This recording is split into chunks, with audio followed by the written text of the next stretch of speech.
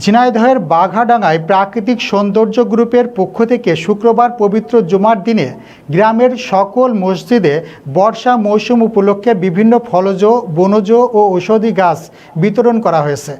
পরিবেশের ভারসাম্য রক্ষা, সবুজায়ন বৃদ্ধি এবং ভবিষ্যৎ প্রজন্মের জন্য একটি সুন্দর ও গ্রহণযোগ্য গ্রাম গড়ার লক্ষ্যে এ উদ্যোগ গ্রহণ করা হয়। আমাদের বিশেষ প্রতিনিধি উজ্জ্বল রায় জানান, বিতরণকৃত গাছসমূহ সংশ্লিষ্ট মসজিদ কর্তৃপক্ষের নিকট হস্তান্তর করা হয়েছে। এ সময় গ্রামের সম্মানিত ব্যক্তিবর্গ, গণ্যমান্য ব্যক্তি এবং স্বেচ্ছাসেবীরা উপস্থিত ছিলেন।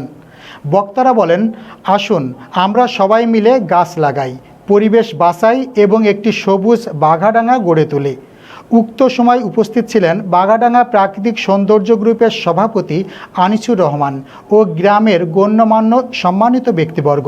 অনুষ্ঠানটি আয়োজন করে বাঘাডাঙ্গার প্রাকৃতিক সৌন্দর্য গ্রুপ।